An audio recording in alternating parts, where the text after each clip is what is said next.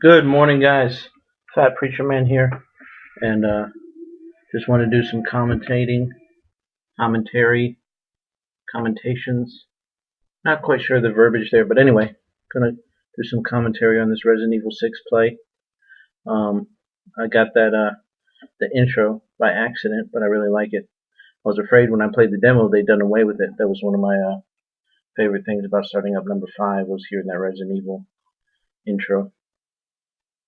Anyway, I just finished my breakfast. Went by McDonald's.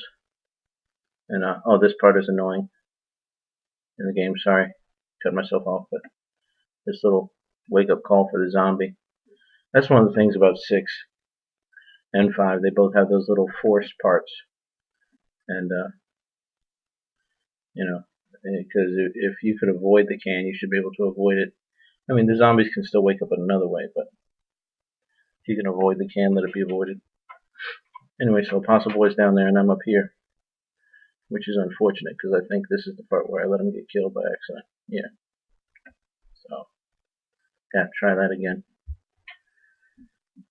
Yeah, I'd leave a lot of the depths in here. Probably should have filtered them out to boost up my reputation with you guys, but I wanted to be honest.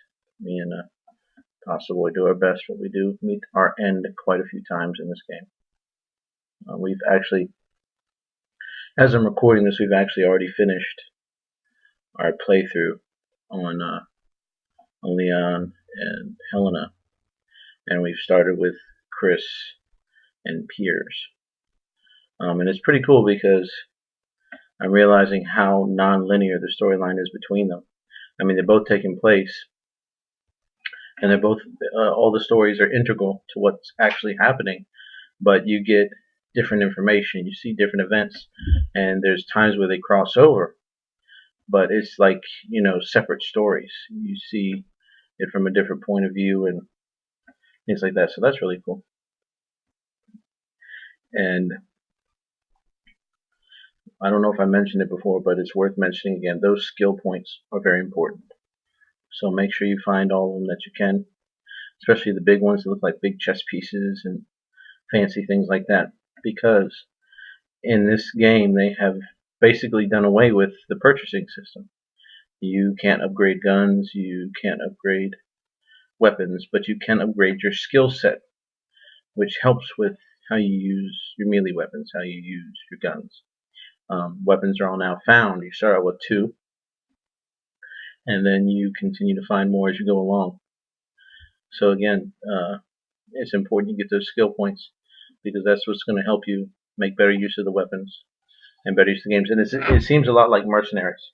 apostleboy and my daughter both have Mercenaries for the 3DS, and it seems to use the same type of skill set thing, which is different.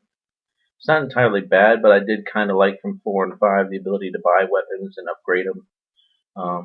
So I do kind of miss that a little bit, but it doesn't make me like the game any less. Just something that I miss. Again, if you can, try to conserve your ammo. That's one thing I always try to do. If I can, just beat them to death, especially when it's just one and both of you are right there next to each other. Just gang up and beat it to death. I mean, why waste a bullet? You've got a perfectly good handgun, perfectly good knife. Just beat it to death. And always keep your eye out for goodies. Oops. That little alert thing's a little annoying, but it's good because it reminds you to help your partner. Oh, there's adrenaline into the chest. That always looks fun. And actually, I didn't realize that me and apostleboy were playing on different levels. He's actually playing on veteran. Oh, I'm sorry. He just corrected me. I don't know if you heard him or not. He was playing on professional, and I was playing on normal. I didn't even think about resetting it, but kind of glad I did play through on normal because this is a little difficult just to start with. So I can't imagine how much more difficult it would be if both of us were playing on professional, because I was getting more, and the drop system is unique. Things that I see drop, he doesn't necessarily see drop, and vice versa. So when we kill an enemy, I may see something, I may get something that he doesn't, and that happens a lot in this playthrough, as we found out, because I'm on a lower level, so I get more drops than he does. Now that also can be affected by your skill set. That's one of the skills that you can get, is to increase item droppage. Here we are outside. This is a familiar part from the demo if you've seen the demo or played the demo. If you haven't and you don't have the game, I definitely recommend giving it a try. It's a free download. At least on the PSN, you don't even have to have, I don't know about the crap box. You should be able to download it for free. But, one thing I always recommend when you're playing Resident Evil, be sure to look around. They always like to hide things. They hide bullets, they hide weapons, they hide the stupid emblems. Oh my goodness, I cannot believe how many emblems are in this game. It's a ridiculous amount. I mean, yes, it's like basically 3 complete playthroughs you have to go through. But it still just seems like a ginormous amount of emblems. I think in 5 it was 20 something little things you had to shoot, and in this is 80. That just seems really high. Because even if you think about it, 20 times 3, that should only be like 60. But I just want to make it more difficult. What? My son, apostleboy Benji, was pointing out that he believes that there's a hidden character. I know that they said you unlock certain things when you get enough emblems. Oh, this part is annoying. So when you get ready to do it, make sure you're ready. Because once you hit that switch, this is a triggered event. The noise from the alarm, basically summons all these zombies. So just make sure your guns are loaded. You got your little herb pellet mixtures ready, and then you and your partner are ready. One thing I did on the demo by accident was in this part was lob a grenade down the hall. While bullets don't hurt your partners, grenades do. So be careful if you want to throw a grenade. Make sure they get out the way first.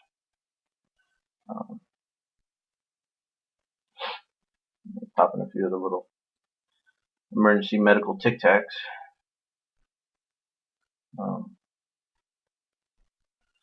But as you can see, I mentioned in the last video, I don't know if you checked that one out, but I have basically just turned the audio off for this one. And I'm probably going to do the same thing for the next one.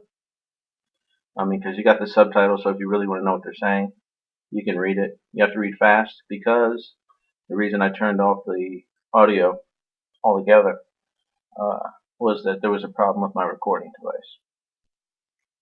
And it recorded it at a high speed. So that's why some of the actions seem extra fast. And if you heard the audio dialogue in the last one, you'll know that they basically sound like chipmunks on crack. And that's kind of annoying. So instead, you could be annoyed by my voice. Yeah.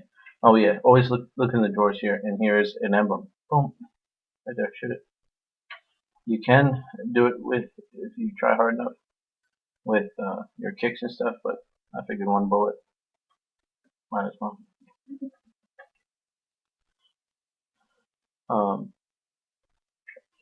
There's the card you need for the door. And of course, while you're in here, something happened in the other room. So as you go back out, even though you had already cleared the room, you're going to have to clear it again.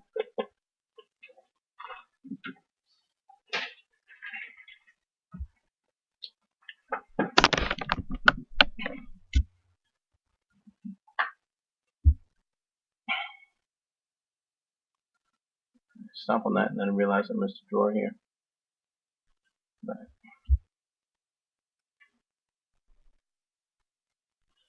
some of the ones that you passed on the way in that were sitting somehow decide to wake up. Why you can't take them out beforehand is beyond me. Just zombies dropping out of the sky like rain. It's raining zombies. Anyway, so when the screen flashes, pay attention, and if you have the pellets, then you have the option, or the spray can, you'll have the option of helping with that, or you can just use the adrenaline to the chest and let them fend for themselves as far as health goes. It's up to you. But again, that's one of the trophies that, look at the trophy list. I mean, most of the trophies appear pretty easy. You got like 15 that are based upon just completing levels alone. And I think there's 3 or 4 that are beating the game, different levels.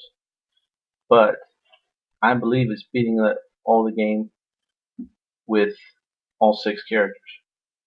So you have to complete it with the Helena Leon combination, the Sherry Jake combination, and the Chris and Pierce combination for it to count as you actually defeating it on normal or defeating it on whatever. Which isn't too bad because you actually, I mean, I want to see all the different stories, all the way they overlap. And that kind of reminds me of number 2, Resident Evil number 2, with Leon.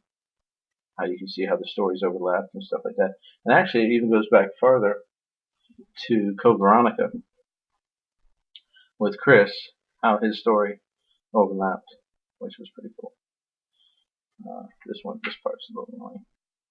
I think we did better this time than we did in the demo, because we were aware of what was going to happen. Coming here and there's zombies hiding behind the post. Hello, zombie! Meet gun to face. Kick the back. Okay. Yeah.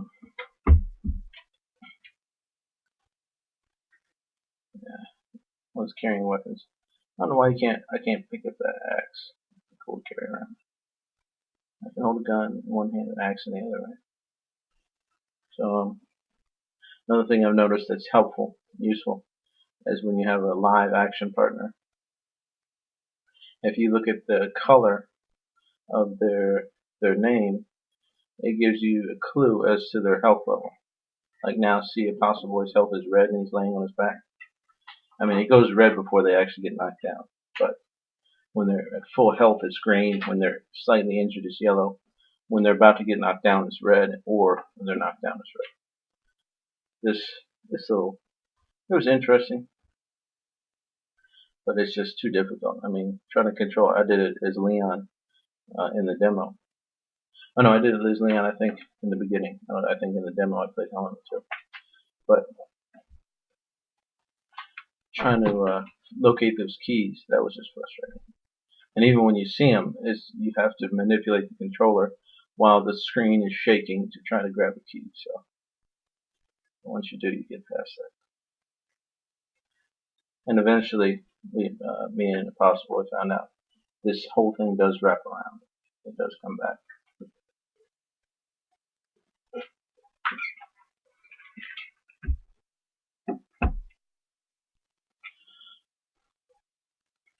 And for those of you who remember, this is where the demo cut off. But this is not where we cut off. So I'm about to go down in the sewers. Check out what's going on down there.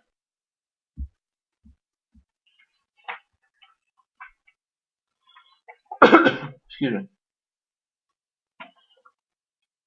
And on the first commentary for this, my wife, Nicole, aka Sugar BC, was with me. And hopefully I'll get her to come back on the next one or the one after that. But I couldn't wait any longer. I had to start getting these out because I've already got 14, and I want to try to put a commentary on each one, and so I was getting behind. So I figured I'd just do this one. I had to drop her off this morning at an appointment. So I figured while I'm waiting for her to get done, I can scoot back home, pop one of these out. Interaction between Leon and the president. And of course, they like to use the conspiracy theory, so you end up finding out that the president is just a puppet. That there's real people who run the country. It's not him. Which is why what happened. Oh, pardon me. Is what happened. I'm getting ahead of the game. Just in case you're wondering. But you know, I don't know if you guys remember, but Leon had saved the president's daughter. And I was trying to remember where Sherry was from, but I think she's actually from number 2, the little girl that Leon was trying to save in number 2, if I remember right. Because at first I thought she was the president's daughter, but that's Ashley. So, and I would think she'd react differently later on when you meet her and you told her that you killed her daddy. But running through the sewers are always fun in Resident Evil. Back to Nicole, just some more background information on me. Nicole and I have been together since '91, so 21 years. And she's either played with me or watched me play a lot of these games. Resident Evil, you gotta watch out for those guys. Me and apostleboy found out the hard way that electricity is bad. He just got shocked. Electricity is bad. See the wires laying in the water, so you got to avoid the water with electrical wires there. And that little device is helpful. So if you get lost, make sure you hit L2. It pops up and it points you in the right direction.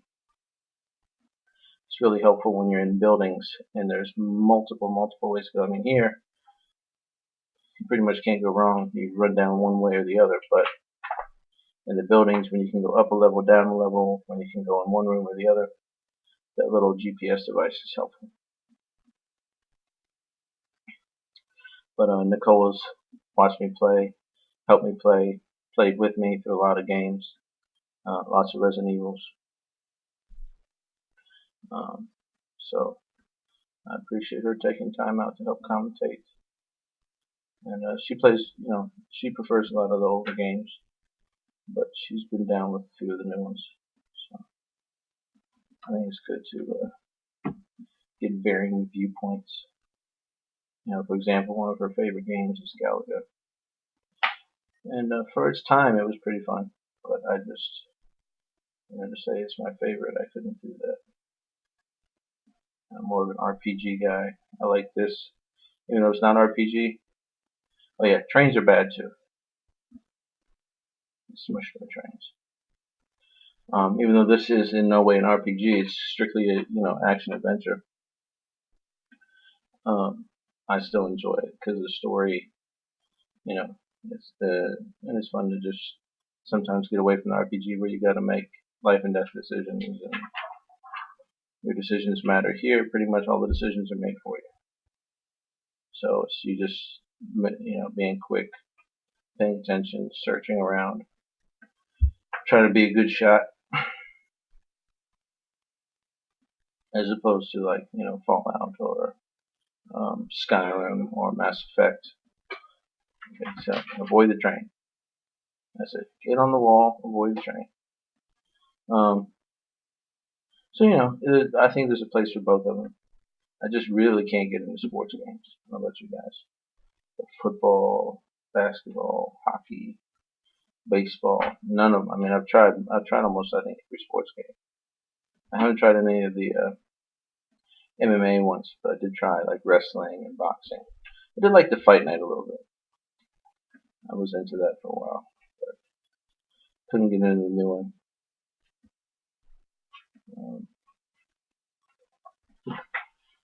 I hate the dogs. And the boxes, they take so long to break down.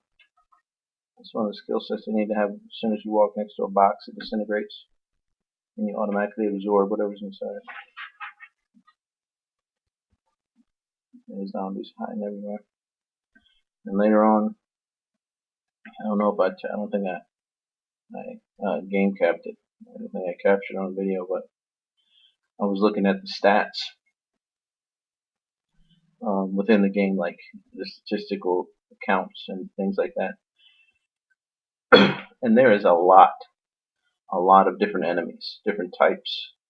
I mean, after me and Apostleboy had completed this, I mean, even then it looked like we hadn't even scratched the surface. I mean, I know that there would be different enemies for each one because the main enemies you're fighting as here, are the zombie derivatives. And then the main enemies that Chris and Piers fight, I think are called Javo, something like that. And so I figured there'd be some different enemies, but so many. I mean, when you get a chance, if you're playing, take a look at it. If I didn't capture it, next time I play, I'll take a look at it. Grab everything you can. And of course, the best mix is going to be the red and the green herb. When you're mixing your herbs up to make the tablets.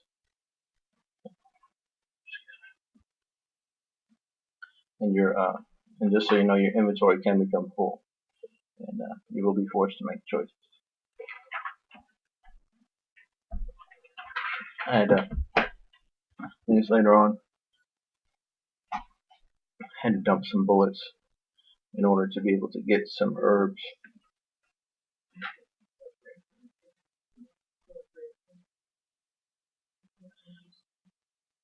Yeah, an apostleboy. He had to just get rid of some red herbs because at one time he had 3 red herbs. And to pick up a green herb, which is what the whole point of having a red herb, he had to dump one of the red ones, because you can take a green herb without a red one. But so there's another emblem hiding right under the train. You can take a green herb without a red herb, but you can't take a red herb without a green one.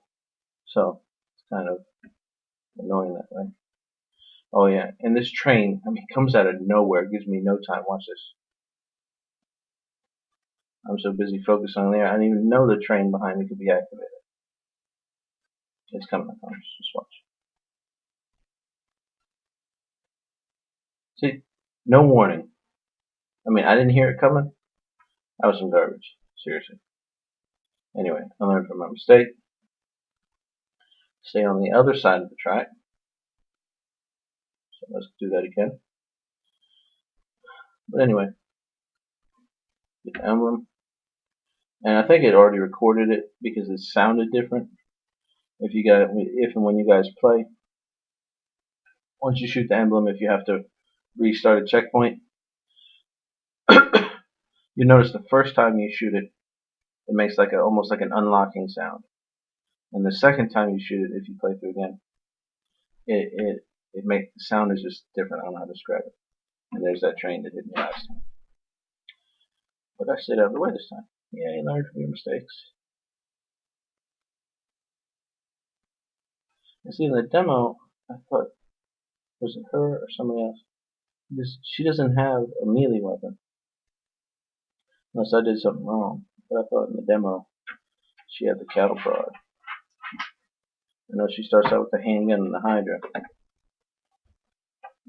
But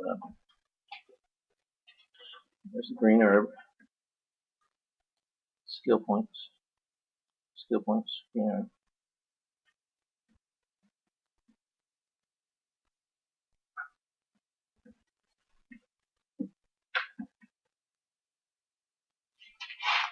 There's not too much more of this down here soon.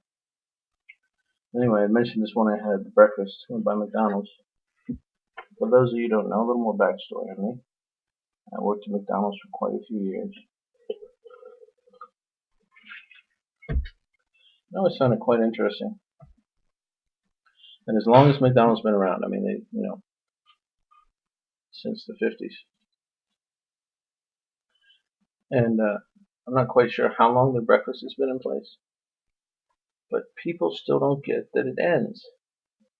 I know when I was working there, I'd have people coming at 1 o'clock asking for breakfast items. And breakfast, at least in our area, we live in the DC, Maryland, Virginia area. As far as I've known, during the weekdays, breakfast has always ended at 10:30. This is one of those little teeny separation moments where you and your partner are separate, so you really gotta be careful. You see his leg popping through the door. It's hilarious. But 10:30. It's just the way it is. It ends at 10:30. It's not the employee's fault. It is what it is. Deal with it. But You find those who just don't get that concept. I mean, on the weekends, Saturday and Sunday, it ends at 11. But I never understood the confusion. People coming too early wanting lunch, people coming too late wanting breakfast, and then surprised when they can't get what they want. You know, there's got to be rules to society. One of those rules is that breakfast ends. It's not IHOPs. It's not, your home. If you want breakfast all day long, go home. If you want a real breakfast, on the go outside, you can call IHOPs and swing by and pick it up if you can't sit there. Anyway, maybe that's just me. I'm a little crazy that way. This enclosed space is a lot of fun. Yeah, you're trying to fit through this train. Somebody waiting for you. Ooh, wait a second. No. Remember when headshots used to be more powerful? Because I know I plicked him right in the head, but of course he doesn't go down with the first shot. And I know I have had to have missed some of the emblems along because there's so many. I've had to have missed some in this playthrough, so when I do it again, I will be sure to point them out.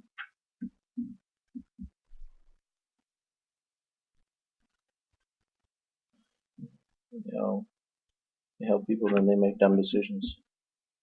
And I think it's pretty funny though, because you see she calls out for Peter. But then later on somebody else does too. I'm wondering if it's the same Peter. Or if they just used a generic name and it just happened to get used again. Now those acid spitters are really annoying.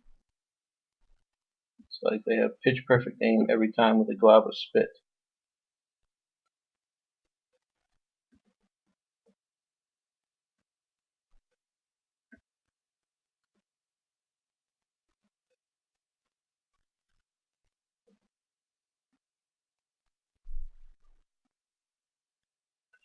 And, so here we are, getting ready to exit the subway. It's about the end of this video for this time. Hope you've enjoyed my sparkling commentary. And if you have any questions about any of the things in here, anything you want to say, make sure you leave a comment, maybe a video response. Oh, and I missed it right there, but if you start shooting the things that they're carrying, that's pretty helpful. You can actually freeze a few people and smash some of them that way. Have a great day. Thanks for watching. Jesus bless you. And good gaming.